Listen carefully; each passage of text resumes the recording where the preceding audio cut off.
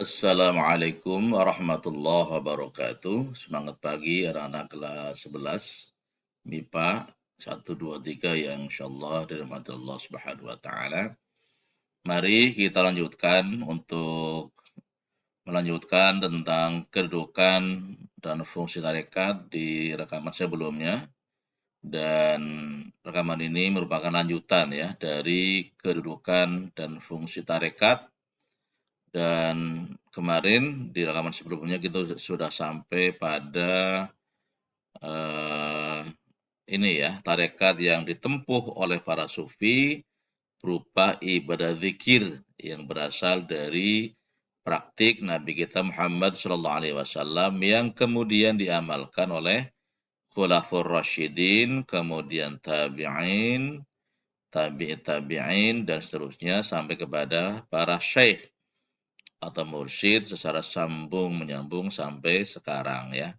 Ini terakhir kemarin di rekaman sebelumnya. Dan mari kita lanjutkan untuk materi ini, dan sekarang kita akan membahas tentang pendapat ini ya, pendapat J. Spencer Trimingham menyimpulkan perkembangan tarekat. Ini ya, ada tahapan tarekat dan perkembangannya.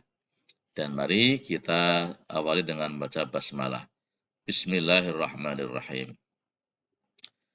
J. Spencer Trimingham menyimpulkan ada perkembangan tarekat di mana yang pertama adalah tahap khonqoh. Ya. Tahap khonqoh terjadi sekitar abad ke-10 Masehi. Pada tahap ini tarekat berarti jalan atau metode yang ditempuh seorang sufi untuk sampai kepada Allah secara individual atau fardiyah ya. Pada masa ini para sufi melaksanakan kontemplasi dan latihan-latihan spiritual secara individual.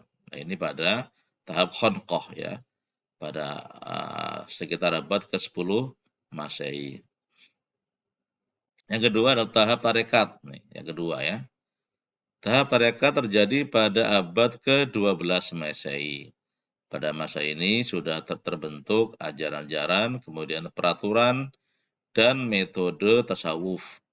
Muncul pula pusat-pusat yang mengajarkan tasawuf dengan sisilahnya masing-masing. Pada tahap ini tasawuf telah mengambil bentuk kelas menengah. Kemudian tahap ketiga tahap ta'ifah ya. Tahap ta'ifah ini merupakan terjadi pada abad ke-15, jadi 10, 12, kemudian 15 ya. Masa ini terjadi transisi misi, ajaran, dan peraturan-peraturan dari guru-guru tarekat yang disebut syekh kepada para pengikut atau murid-muridnya. Nah, pada masa ini muncul organisasi-organisasi tasawuf yang mempunyai cabang di tempat lain, misalnya tarekat Qadariyah, tarekat Naqsyabandiyah, dan tarekat Syadziliyah. Ya. Jadi memang sampai sekarang ini ada tiga tarekat besar yang berkembang di kaum muslimin. Ada tarekat Qadariyah, kemudian tarekat Naqsyabandiyah, dan tarekat Syadziliyah ya. Ini banyak pengikutnya. Oke, dalam tradisi tarekat, murid-murid biasanya berkumpul di suatu tempat yang disebut ribat atau zawiyah atau khonqoh ya, untuk melakukan latihan-latihan rohani zikir kepada Allah yang materi zikirnya ya, materi bawahnya adalah membaca istighfar, memperbanyak istighfar, kemudian sholawat Nabi, dan membaca zikir nafisbat dan ismul zat secara bersama di bawah bimbingan guru atau mursyid yang di dalamnya ada ajaran atau amaliyah, kemudian ada aturan-aturan atau adab, kemudian ada kepemimpinan dari mursyid, hubungan antara murid dan mursyid, kemudian antara guru dengan anggota tarekat, ada wasilah, ada rabithah, ada silsilah, ada ijazah, ada suluk dan ritual-ritual seperti bai'ah atau talqin, khususiyah haul dan manaqib. Ini istilah-istilah yang dikenal dalam tarekat ya. Jadi Nanti kalian kalau mau mendalami tentang tarekat bisa nanti lanjut di kuliah dan juga bisa baca-baca buku tentang tarekat. Ini banyak istilah-istilah yang memang cukup populer di kalangan orang-orang tarekat. Jadi ya, oke. Anak sekalian, kita lanjutkan. Dalam menjalankan tarekat, seorang murid dipersyaratkan ini untuk memenuhi unsur-unsur sebagai berikut. Yang pertama adalah mempelajari ilmu pengetahuan yang berhubungan dengan syariat agama. Jadi harus paham tentang syariat agama, ya yang pertama. Yang kedua adalah mengamati dan berusaha semaksimal mungkin untuk mengikuti jejak langkah guru atau mursyid, ya, melaksanakan perintahnya dan meninggalkan larangannya. Ini ketika seorang sudah masuk dalam tarekat, dalami syariat, ikutin ikutin perintah guru dan jauhi larangannya. Kemudian yang ketiga, tidak mencari-cari keringanan dalam beramal agar tercapai kesempurnaan hakiki. Jadi di sini tidak mencari-cari keringanan dalam beramal, ya. Bukan cari yang ringan-ringan, tapi adalah sesuai dengan perintah dari gurunya. Yang keempat, berbuat dan mengisi waktu seefisien mungkin dengan segala wirid, ya, dan doa guna pemantapan dan kekhususan dalam mencapai makomat yang lebih tinggi. Makomat itu artinya posisi atau derajat yang lebih tinggi, ya. Yang kelima, mengekang hawa nafsu agar terhindar dari kesalahan dan yang kelima, mengekang hawa nafsu agar terhindar dari kesalahan yang menodai amal. Jadi orang-orang tarekat itu benar-benar mengendalikan hawa nafsunya, ya. Supaya apa? Supaya tidak sampai menodai amal-amal zikir, amal mereka yang dilakukan. Baik, yang kita lanjutkan yang ke D, yaitu hakikat kedudukan dan fungsi hakikat. Kedudukan dan fungsi hakikat yang keempat, ya, atau D, ya. Hakikat itu apa? Kebenaran atau kenyataan yang sebenarnya seakan dengan al-haq, reality, kemudian absolut, ya. Apa itu? Yaitu kebenaran esoteris, ya. Kebenaran batiniah, ya. Setelah kan udah kita bahas. Kebenaran esoteris atau batiniah yang merupakan batas-batas dari transendensi dan teologis. Dalam kepustakaan sufi, hakikat berarti persepsi atas realitas menurut pengetahuan mistik.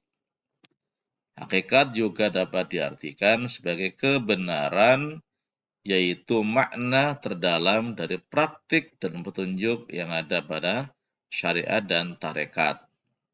Syariat ibarat ilmu tentang tobat, tarekat adalah pengobatannya, dan hakikat adalah kesehatan. Nah, ini tingkatannya, ya, diibaratkan seperti itu. Syariat ibarat ilmu tentang obat, ilmunya. Tarekat adalah pengobatannya, kemudian hakikat adalah kesehatan. Setelah diobati kemudian menjadi sehat. Dalam pengertian seperti ini, hakikat merupakan tahap ketiga, ya, dalam ilmu tasawuf. Yang pertama tadi syariat, ya, hukum yang mengatur, kemudian tarekat adalah suatu jalan atau cara sebagai suatu tahapan dalam perjalanan spiritual menuju al-haq atau Allah. Tarekat kebenaran yang esensial, ya, dan ma'rifat man Allah dengan sebenar-benarnya, baik asma, kemudian sifat maupun af'alnya. Allah berfirman dalam surah Al-Waqiah ayat 95 sampai 96, ya. Sesungguhnya yang disebutkan ini adalah suatu keyakinan yang benar, maka bertasbihlah dengan menyebut nama Rabbmu yang maha besar. Fasabbih bismi rabbikal azim, ya. Ini di surah Al-Waqiah ayat 95 sampai 96. Juga firman Allah dalam surah Yunus ayat 32, ya, surah ke-10. maka zat yang demikian itulah Allah Tuhan kamu yang sebenarnya. Maka tidak ada sesudah kebenaran itu melainkan kesesatan. Maka bagaimana kamu dipalingkan dari kebenaran? Nah, ini dalil ya tentang hakikat ya. Syekh Athaillah As-Sakandari menyampaikan bahwa amal perbuatan manusia terdiri dari 3 bagian, yaitu amal syariat, amal tarekat, kemudian amal hakikat. Syariat untuk memperbaiki zawahir atau zawarih anggota badan, ya. Syariat untuk memperbaiki zawahir atau zawarih atau anggota badan fisik ya. Tarekat untuk memperbaiki dhamir atau hati, ya. Kemudian hakikat untuk apa? Memperbaiki sarair atau ruh, ya. Rahasia-rahasia ruh. Ini merupakan hakikat. Ini pendapat dari Syekh Athaillah As-Sakandari, seorang ulama sufi ya. Oke. Memperbaiki zahir atau fisik atau anggota badan dengan 3 perkara, yaitu ikhlas, kemudian siddiq, ya, atau jujur, dan tumanina atau ketenangan. Memperbaiki ruh juga dengan 3 cara. Yang pertama muraqabah ya. Muraqabah itu apa? Waspada ya. Waspada merasa diawasi seolah-olah melihat Allah Subhanahu wa taala. Kemudian musyahadah, menyaksikan asma, sifat, dan af'al Allah, dan ma'rifat, mengenal Allah Subhanahu wa taala. Atau dengan pengertian lain bahwa memperbaiki zahir anggota badan itu dengan apa? Menjauhi larangan Allah dan mengikuti perintahnya. Ya. Memperbaiki hati yaitu dengan apa? Menjauhi sifat-sifat tercela dan menghiasi dengan sifat-sifat utama. Memperbaiki ruh dengan apa? Menghinakannya dan menundukkannya sehingga menjadi terdidik adab, tawadhu, dan berbudi. Jadi ini ada tingkatan ya. Memperbaiki fisik, memperbaiki hati, memperbaiki ruh ini ya. Ini kalian bisa dibaca dan didengarkan ulang-ulang ini ya di tayangan ini. Ahli syariat ialah orang-orang yang melaksanakan amal ibadah untuk mencari imbalan atau upah atau talabil ujur ya, mencari imbalan. Ahli tarekat masih dalam perjalanan antara syariat dan hakikat. Sedangkan ahli hakikat adalah orang-orang yang melaksanakan ibadah semata-mata karena mengikuti perintah Allah, ikhlas, disertai dengan rasa khauf, takut, gentar, roja, harap, dan mahabbah. Nah, ini orang hakikat ya.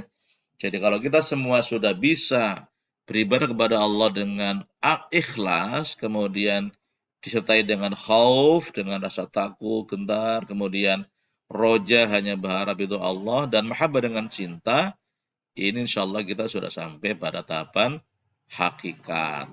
Kalau kita ibadahnya masih masih sekedar mencari upah atau imbalan atau kemudian sekedar gugur kewajiban, ini baru ahli syariat ya. Jadi makanya kita ada tahapan bagaimana ibadah yang kita kerjakan itu benar-benar sampai pada hakikat di mana kita beribadah kepada Allah Subhanahu wa taala dengan benar-benar ikhlas, kemudian dengan disertai rasa khauf atau takut atau gentar, kemudian roja ya, berharap hanya mencari ridha Allah Subhanahu wa taala, dan mahabbah dengan cinta kepada Allah Subhanahu wa taala. Ini kalau sampai tahap ini insya Allah kita sudah semakin baik ibadah kita kepada Allah Subhanahu wa taala. Anak sekalian, saya kira ini karena masih banyak kelanjutan rekamannya, jadi kita akan lanjutkan pada rekaman berikutnya ya untuk materi ini. Demikian sementara sampai di sini, nanti kita bersambung dengan rekaman berikutnya. Semoga Anda semua bisa memahami dan menghayati serta mengamalkan yang kita pelajari tentang syariat dan hakikat. Demikian anak sekalian, terima kasih. Assalamualaikum warahmatullahi wabarakatuh.